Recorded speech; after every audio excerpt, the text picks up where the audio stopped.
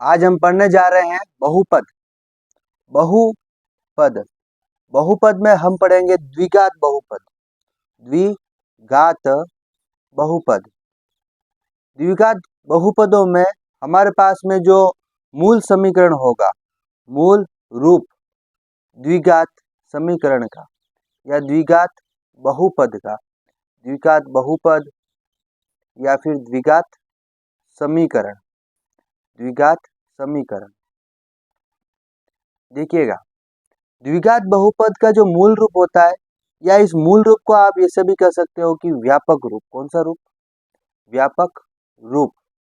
इस व्यापक रूप को A X square plus B X plus C equal to 0 इस रूप में लिखा जाता है। इसमें जो एक्स है वो है चर पद और ए बी और सी है जो है अचर पद। एक्स इक्वल टू चर पद और ए बी सी बराबर ये हो जाएंगे आपके पास में अचर पद। अब चर पद और अचर पद किसे कहते हैं? देखिए, चर पद जिनके मान परिवर्तित हो, जैसे कि किसी भी समीकरण में x का मान, जैसे कि चर है आपके पास में, x के मान आप अलग अलग लिख सकते हैं। x बराबर 1 लिख सकते हैं, 2 लिख सकते हैं, 3 लिख सकते हैं। जैसा सॉल्यूशन होता है उस हिसाब से हम इसके मान रख के उस हिसाब से बदल सकते हैं। लेकिन जो अचर होता है, अचर, उसके मान निश्चित होते हैं। जैसे कोई संख्या है 1, इसको बदला नहीं जा सकता, ये 1 निश्चित है, 2 ये भी निश्चित है, 3 ये भी निश्चित है। यानी कि ऐसे मान, ऐसे पद जिनके मान अपरिवर्तित हो, क्या हो? अपरिवर्तित हो, अचर पद कहलाते हैं। कौन से पद? अचर पद। ये सारे पद हो गए। अब देखिए, चर और अचर हो गया। हमारे पास में है इसका व्यापक रूप A X square plus B X plus C बराबर 0। हमारे पास में है A X square plus B X plus C बराबर 0। इसमें हमें ए बराबर, बी बराबर, सी बराबर सारे मान निकालने होंगे। ये सारे प्लस में है। जब हमारे पास में माइनस में आएंगे तब हम माइनस की संख्या लिखेंगे। जैसे कि मैं आपके सामने एक समीकरण बता रहा हूँ, 2x square plus 4x plus का 5 बराबर में कितना? 0। यहाँ देखिए, एक्स स्क्वायर की जगह एक्स स्क्वायर आया, ए की जगह कितना आया? 2। यहाँ पे आपको लिखना है 2। एक्स की जगह एक्स आया, बी की जगह कितना आया? 4, ये बी का मान 4। सी की जगह कितना आया? 5, ये 5। ठीक है, इस प्रकार से आपको मान ध्यान रखना। अब हमारे पास में जो 10वीं के लेवल में प्रश्नावली है, उसके अंदर द्विघात जो बहुपद है उनके समीकरणों के मूल रूप निकालने हैं, उन समीकरणों के शून्यकों के मान निकालने हैं, उनके गुणनफल और योगों की जांच करनी है। उनके गुणनफल और योगों की मदद से द्विघात बहुपद को बनाना है। तो इसके बारे में हम पढ़ेंगे। बहुपद की हमने जानकारी ली। बहुपद का जो व्यापक रूप होता है द्विघात बहुपद का, वो होता है A X square plus B X plus C बराबर 0। इसमें ए बी सी अचर पद है, एक्स चर पद है। देखिएगा, आगे पढ़ते हैं हम। द्विघात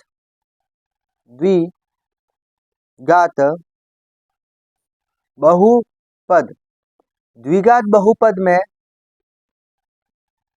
ये इसका व्यापक रूप लिख रहा हूं, A X square plus B X plus C बराबर 0। इसके 2 शून्यक होते हैं। पहला शून्यक, इसको कहेंगे आप अल्फा। क्या कहेंगे? अल्फा। दूसरा शून्यक होगा इसका बीटा। क्या है? बीटा। ध्यान रखिएगा, अल्फा का जो मान होता है, अल्फा का मान, अल्फा प्लस जो बीटा का मान, इनकी जोड़ यानी कि शून्यकों का योग बराबर होता है -b/a। इसको ऐसा भी लिखा जा सकता है माइनस एक्स का गुणांक, माइनस बाहर आ गया और x का गुणांक आपको अंदर लिखना है। देखिए, x के गुणांक का मतलब x के साथ गुणे में कौन सी संख्या आई? b आया ना, इसलिए हमने यहाँ पे b लिखा था। इसको हिंदी में ऐसा लिखा जाता है, x का गुणांक बटावा एक्स स्क्वायर का गुणांक। ठीक है, उसके बाद हम लिखेंगे अल्फा और बीटा का गुणनफल, यानी कि शून्यकों का गुणनफल। ये होता है हमेशा C/A बराबर, इसको हिंदी में ऐसे लिखा जाता है अचर पद बटावा एक्स स्क्वायर का गुणांक।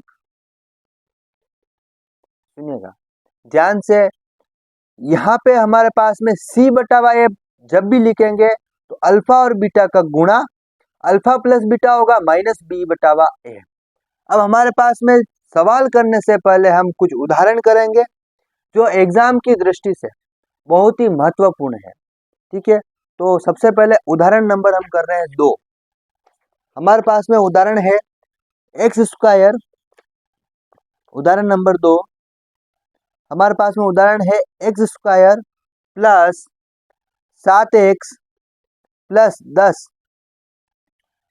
इस द्विघात बहुपद के शून्यक ज्ञात करने। क्या ज्ञात करने? शून्यक ज्ञात कीजिए, शून्यक ज्ञात कीजिए। और इसने कहा है कि शून्यकों तथा गुणांकों के बीच की संबंध की सत्यता की जांच कीजिए। शून्यकों और गुणांकों के बीच सत्यता की जांच कीजिए।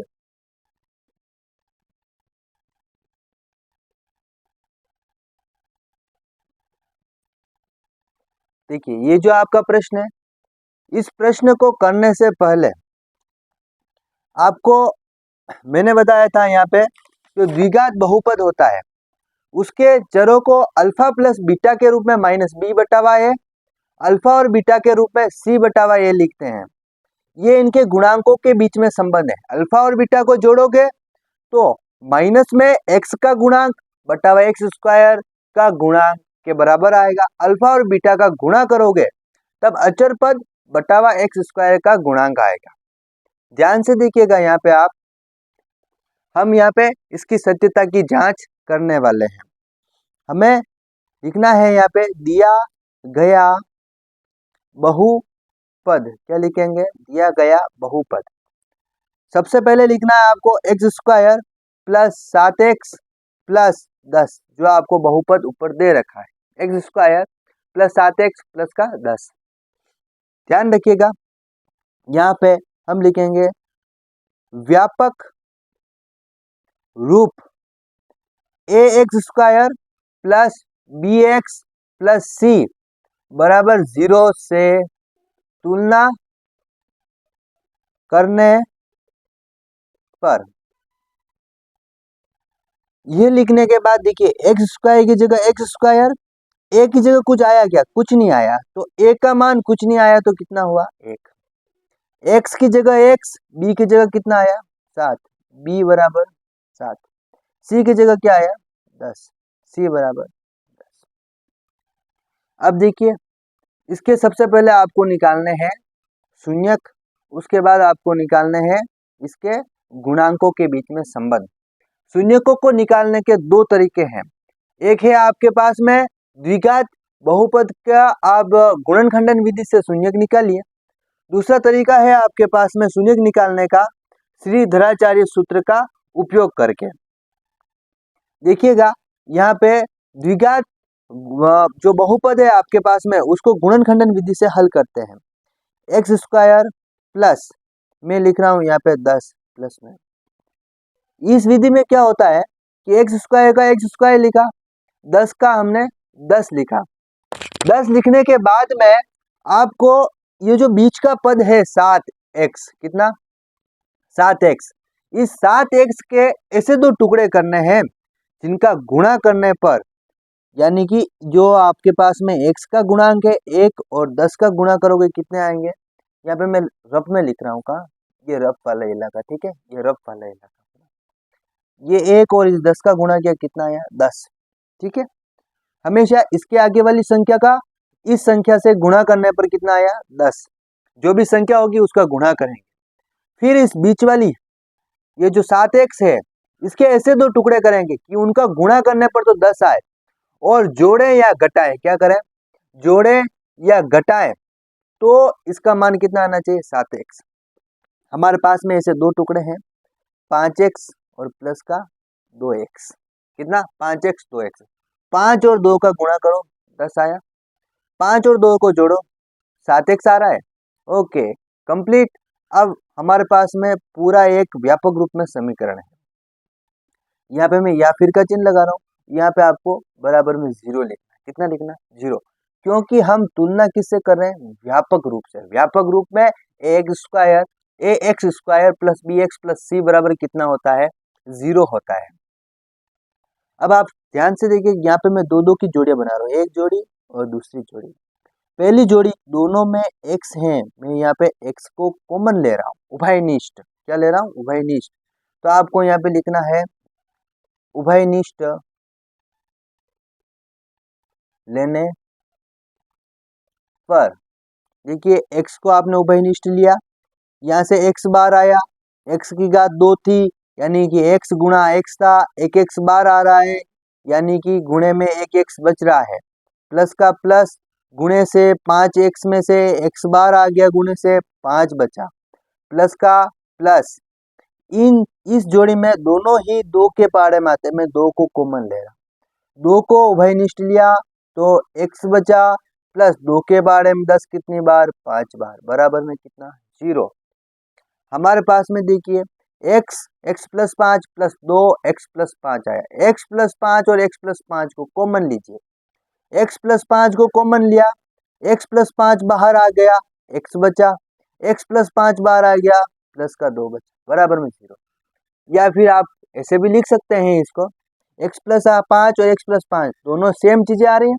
एक बार इसको लिख लीजिए, लिख लिया, एक बार लिख लिया, फिर बच कौन रहा है, ये x बचा, इसको लिखिए, फिर कौन बचा, प्लस का 2 बचा, प्लस का 2 लिखिए, बराबर में कितना है, 0, इसको लिख लीजिए।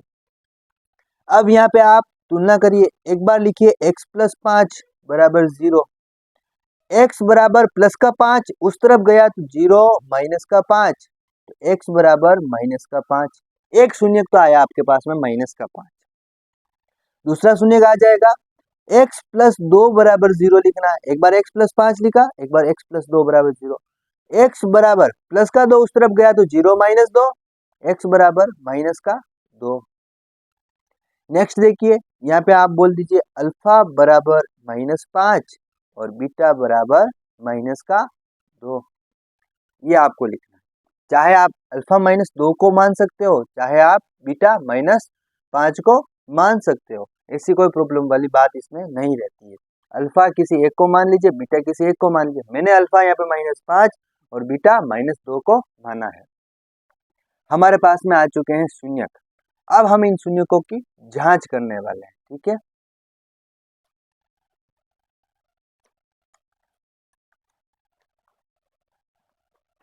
आपको लिखना है जांच करने पर। सबसे पहले आप लिखेंगे अल्फा प्लस बीटा। देखिएगा, अल्फा प्लस बीटा होता है -b/a। अल्फा का मान कितना था आपके पास में, माइनस का, देखिए माइनस का 5, बीटा का मान -2। अल्फा का मान लिखा मैंने -5, प्लस का चिन्ह, बीटा का मान -2, बराबर ये माइनस वाला चिन्ह। देखिए यहाँ पे b का मान कितना था, 7, कितना, 7, मैंने लिखा यहाँ पे 7 बटावा। a का मान कितना था आपके पास में, a का मान है आपके पास में 1, कितना है, 1, मैंने लिखा यहाँ पे 1। -5 माइनस का 5 प्लस और माइनस -2, या फिर का चिन्ह लगाइए, बराबर लगाइए, माइनस का 7 बटावा 1, -5 और -2, माइनस माइनस प्लस, लेकिन चिन्ह किसका, माइनस का, 5 और 2 7, एक का भाग 7 में दिया, 7 माइनस का चिन्ह माइनस, दोनों ही बराबर आए।